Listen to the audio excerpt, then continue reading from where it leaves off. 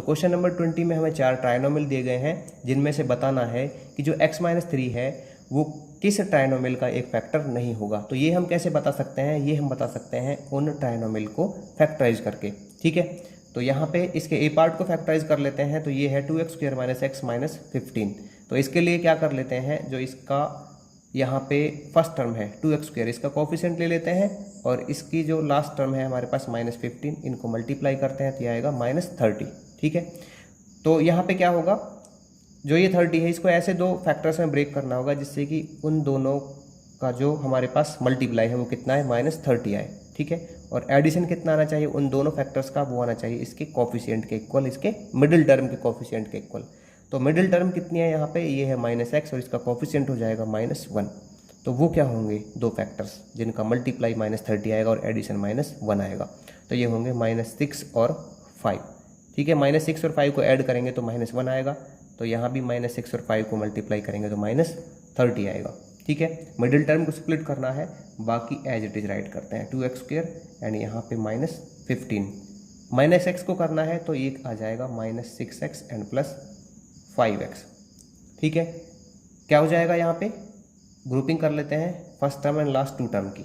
तो यहाँ पे ये हो जाएगा हमारे पास 2x² और -6x में से 2x कॉमन आ जाएगा। ठीक है, 2x कॉमन आ गया तो यहाँ पे बचेगा x एंड यहाँ पे -3। उसी तरह से यहाँ पे आ जाएगा 5 कॉमन, तो 5 कॉमन आ जाएगा तो यहाँ पे बचेगा x -3। तो अब इन दोनों में से यहाँ पे 2 टर्म आ गई हैं, इन दोनों में से x -3 क्या है, सेम है। तो मैं इसको कॉमन ले लेता हूँ।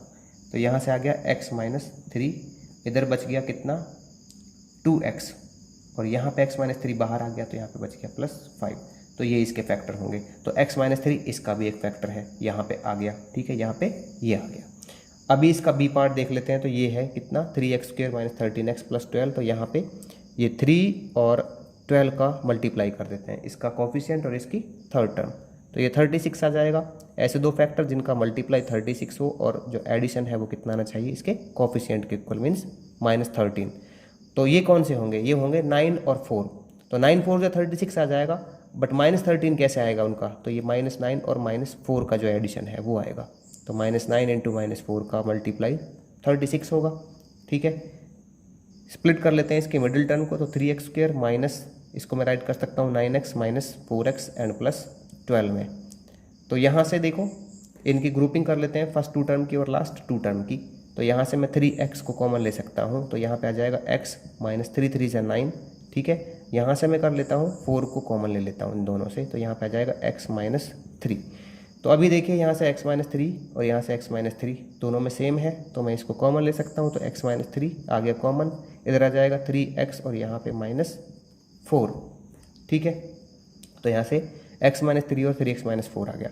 तो इसमें x -3 क्या है, फैक्टर आ रहा है। ठीक है, तो इसका भी ये होगा, किसका नहीं होगा हमें ये फाइंड आउट करना है। तो इसके लिए c को भी सॉल्व करते हैं पहले हम। c, तो c क्या है इसकी, ये है 2x² - 8x + 6। तो इसके लिए ये करेंगे 2 6 = 12 इसका कोफिशिएंट और लास्ट टर्म 2 6 = 12। मल्टीप्लाई आना चाहिए उन दो फैक्टर्स का 12। ठीक है, इस 12 को ऐसे दो फैक्टर में ब्रेक करेंगे जो मल्टीप्लाई 12 आए, और एडिशन आना चाहिए -8। तो ये क्या होंगे, ये होंगे -6 और -2। इन दोनों का एडिशन -8 आया और यहाँ पे -6 और मल्टीप्लाई -2, मल्टीप्लाई आएगा इनका 12। ब्रेक कर लेते हैं इसकी मिडिल टर्म को। तो ये आएगा 2x² -6x - 2x + 6। ठीक है, ग्रुपिंग कर लेते हैं फर्स्ट 2 टर्म और लास्ट 2 टर्म की। तो यहाँ से 2x कॉमन बचा, कॉमन आएगा तो यहाँ से x बचा और यहाँ से -3। उसी तरह से -2 कॉमन, तो यहाँ से x और यहाँ से -3। ठीक है, इधर से x -3 और x -3 दोनों में सेम है तो मैं x -3 कॉमन ले लेता हूँ। तो ये आ जाएगा x -3 अगर बाहर आ गया यहाँ से 2x × x -3 से तो बचा 2x, और यहाँ से अगर ये बाहर आया तो बचा -2। तो ये इसके फैक्टर्स होंगे। ठीक है, तो यहाँ पे देखिए x -3 इसमें भी है तो ये इसका भी फैक्टर है। बच गया हमारा फोर्थ, तो वो उसका फैक्टर नहीं होगा। निकाल के देख लेते हैं d को भी। तो यहाँ पे है कितना 2x² - 7x - 3। तो क्या करना होगा इसके लिए, यहाँ पे इसका मल्टीप्लाई, तो 2 × -3 ये आ जाएगा -6। ऐसे दो फैक्टर्स जिनका मल्टीप्लाई -6 आए और एडिशन कितना आना चाहिए, -7 आना चाहिए। तो इसके लिए मैं क्या कर लेता हूँ, इस 6 को प्राइम फैक्टराइज कर लेता हूँ यहाँ पे। ठीक है, 6 को प्राइम फैक्टराइज कर लेता हूँ, तो 2 3 जा 6 एंड 3 1 जा 3, तो ये आ गया मेरे पास 2 × 3, कितना 2 × 3, ठीक है। तो अगर मैं यहाँ पे करता हूँ, देखो 2 × 3, 2 3 जा 6, ठीक है।